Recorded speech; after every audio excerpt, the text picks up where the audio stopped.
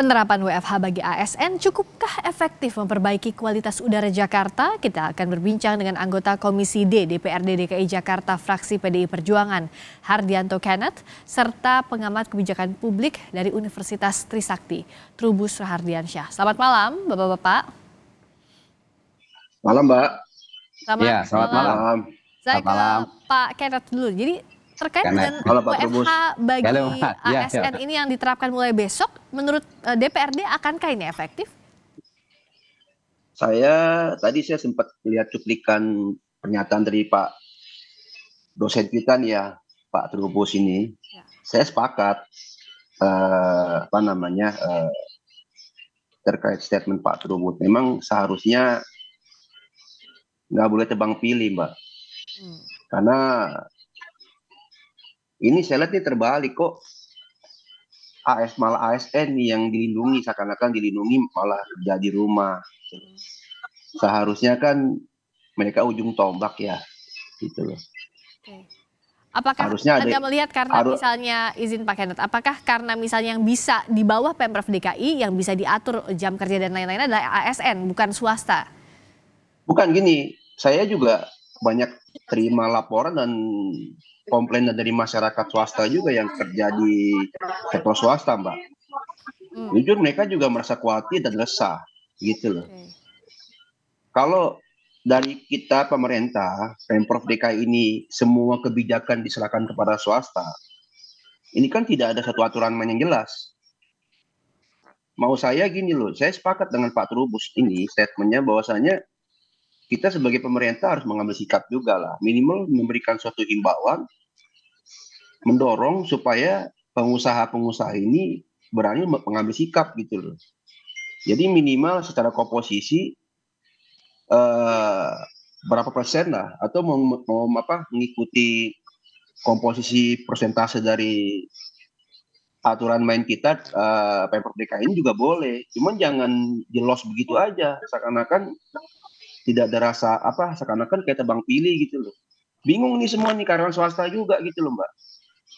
Padahal mereka telepon saya kan namanya netizen, yang namanya mereka komentar di sosmed, telepon, WA, segala macam, bebas-bebas aja mereka mau ngomong apa aja kan. Saya juga sampai sedih juga. Saya menyadari, saya sebagai anggota dewan, gaji saya terima dari kutipan pajak masyarakat gitu. Dan PNS ini juga harus menyadari bahwasannya gaji mereka juga digaji dari masyarakat.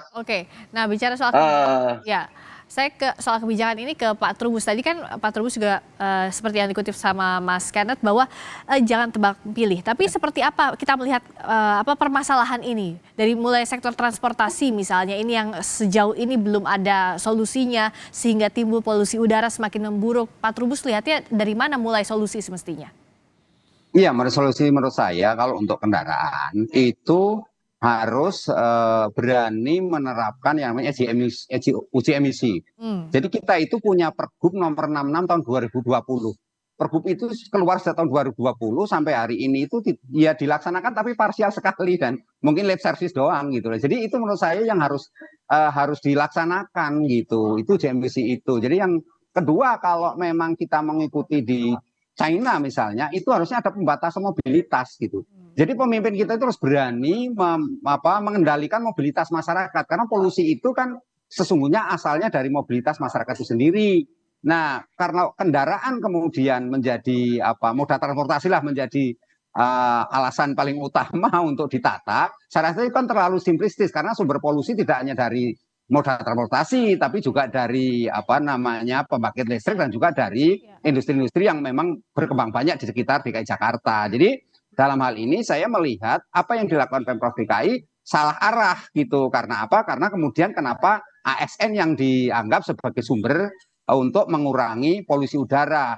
Nah, karena apa yang dilakukan sesungguhnya adalah harusnya mengendalikan agar industri-industri itu juga patuh terhadap aturan yang ada. Itu dan kemudian juga misalnya untuk PLTU yang berbasis istilahnya itu batu bara, itu ya harus segera ditutup gitu loh. Jadi punya keberanian ke sana, tapi jangan berpikir teori cost and benefit, wah ini costnya terlalu mahal daripada benefit yang didapat. Nah ini kalau seperti itu yang terjadi, maka terlalu menyederhanakan masalah seolah-olah sumber masalah itu dari transportasi. Bahkan data dari KLH yang menyedihkan sekali bahwa transportasi pribadi itu yang paling banyak dari roda 2. Nah, kalau memang itu yang menjadi masalah, kenapa kita tidak melakukan pembatasan terhadap usia kendaraan gitu loh. Misalnya meniru di Singapura, 5 tahun nggak boleh lewat. Di kita mungkin toleransi lah 10 tahun nggak boleh lewat.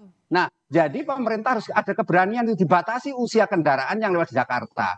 Nah, di satu sisi juga memang harus ada kolaborasi sinergitas dengan wilayah penyangga, ya wilayah penyangga negara tetangga lah gitu. Jadi negara tetangga ini juga diwajibkan juga gitu loh. Karena selama ini kita hanya berkutat di parsial di Jakarta saja. Penerapan ganjil genap hanya di Jakarta. Ketika kita di wilayah tetangga nggak ada ganjil genap. Nah ini menurut saya harus bagaimana kemudian kita duduk bersama lah musyawarah mufakat untuk mencari solusi terhadap persoalan polisi ini. Kalaupun kita mau melakukan istilahnya lebih tegas lagi, ini pemerintah pusat ya harus berani tegas untuk menutup itu namanya PLTU batubara misalnya, itu kan harus berkoordinasi dengan pemerintah daerah gitu loh. Jadi bagaimana kemudian bahwa itu berdampak buruk terhadap kesehatan. Yang menjadi problem saat ini adalah apa? Yang menjadi korban itu ya tidak hanya Trubus tapi juga Mas Kenneth, juga Mbak juga di sini. Jadi semuanya yang harus dilindungi itu semuanya, Bang. Jangan berpikir ini ASN doang yang harus ditangani gitu loh, Mbak. Nah, kalau dari tadi Pak Trubus sudah menyampaikan harus dilihat tidak parsial, tidak transportasi saja, tidak mobilitas saja. Tapi bicara soal mobilitas ini Pak Kenneth, yang dikhawatirkan adalah roda ekonomi. Kita tahu baru bangkit dari pandemi, pembatasan mobilitas ini kan tentu kebijakannya harus hati-hati diterapkan, tapi kita punya masalah polusi udara. Nah, bagaimana bisa berada di antara dua kondisi ini Pak Kenneth? Ya, makasih. Statementnya Pak Trubus sangat komprehensif Pak, senang saya dengarnya. Jadi tadi dari awal sudah saya sampaikan Pak, bahwasannya atur aja komposisinya gitu loh. Jadi kan kita tidak bicara strategi menerapkan WFH ini seperti waktu COVID kan, benar-benar lockdown, nggak gitu ya. Kembalikan kepada kayak kita pemerintah nih 50 atau 60 40 ya, swasta bisa ngikutin gitu, minimal roda perekonomian mereka berjalan gitu, ada produksi, ada apa gitu loh Mbak. Jadi tidak melemahkan perekonomian. Pada prinsipnya juga kita semua harus menyadari dulu lah, ini sudah ada peristiwa yang nggak lazim. Jangan anggap enteng. Kita ingat pertama kali kejadian COVID, semua menganggap enteng loh. Ya, ada yang berani berstatement ini hanya penyakit pilek biasa, nanti juga sembuh sendiri. Itu saya ingat betul tuh. Saya kena COVID udah 3 kali Mbak, dan saya rasakan betul tuh dampak COVID itu benar-benar nggak enak lah. Jadi ini bukan, jadi saya tidak mau, kita harus belajar dari pengalaman-pengalaman masa lalu. Ini penyakit bukan penyakit maaf saya ulangi, kondisi ini kondisi nggak lazim juga. Yang diserang itu adalah pernafasan gitu, kesehatan gitu. Dan dampaknya anak-anak kecil juga udah sudah sampai ke tingkat rumah tangga, keluarga gitu. Sampai ke rumah kok ini polusinya. Kita nggak usah bicara kita keluar rumah. Saya aja, anak saya aja di rumah aja, keluarga rumah aja, sekarang juga kena ISPA juga. Termasuk sakit juga batuk-batuk. Pembelajaran jarak jauh juga harus Pak Kenneth, berarti harus dikaji lagi. Iya, menurut saya kan nggak adil gitu loh. Kayak saya baca di berita bahwasannya yang diliburkan, yang melakukan konsep PJJ ini hanya sekolah-sekolah yang di sekeliling negara KTT ASEAN aja. Harusnya kan seluruhnya serentak dong. Iya, orang takut gitu loh. Sekarang kita bicara orang penyakit, orang punya pengalaman trauma dengan COVID, semua takut gitu loh. Nah, ya saya sebagai anggota Dewan Wakil Rakyat, terima telepon seperti itu, saya juga bingung. Ya kita teriak aja di media, ngomong aja, kita kasih solusi. Ya alhamdulillah, puji Tuhan hari ini saya diundang talk show di sini, ketemu pakar Pak Trubus ya seirama dengan saya gitu. Pada intinya seperti itulah. Kita harus bijak lah dalam menyikapi masalah ini, jangan main-main gitu. Sama nyawa manusia jangan main-main lah. Ini bahaya kok Mbak, bukan masalah yang sepele menurut saya gitu loh Mbak. Ini bukan masalah sepele Pak Trubus, jadi dalam waktu singkat apa yang bisa dilakukan agar tadi seperti pertanyaan saya ke Pak Kenneth, tidak membatasi roda ekonomi tapi komposisinya bisa diatur dengan baik, itu seperti apa Pak Trubus dalam bayangan Anda?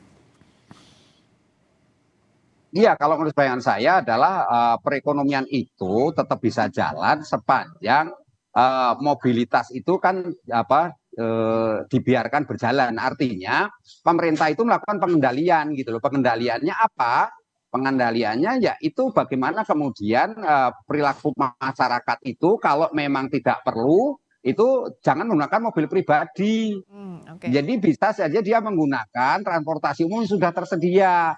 Penekanannya adalah apa? Bahwa masyarakat itu diedukasi untuk menggunakan moda transportasi umum. Nah, transportasi umum ini semuanya harus berbasis listrik semua. Meskipun kita jujur ya, dengan adanya listrik ini kan sebenarnya kebijakan kontraproduktif juga karena listrik bersumber dari PLTU-nya dari batu bara. Sementara kan satu sisi kita mau mengatakan di situ ada polusi, ya tentu ada polusi. Nah, minimal mobilitas masyarakat itu bisa dikendalikan. Yang kedua adalah bahwa masyarakat itu diberi arahan, diberi edukasi, setidaknya ini loh bahwa kondisi polusi itu menyebabkan penyakit.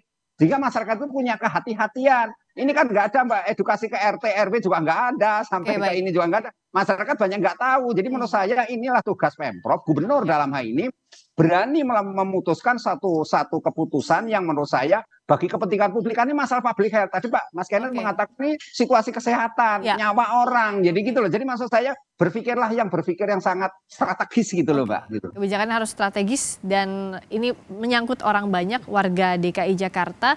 Jangan sampai terulang kondisi seperti COVID sebelumnya, harus ditangani dengan serius. Terima kasih anggota Komisi D DPRD DKI Jakarta fraksi PDI Perjuangan Hardianto Kenneth dan juga pengamat kebijakan publik dari Universitas Trisakti Trubus Rahardiansyah. Dan kami juga sudah berupaya mengundang perwakilan Pemprov DKI tapi belum bisa bergabung di dialog ini. Terima kasih Bapak-Bapak. Ya.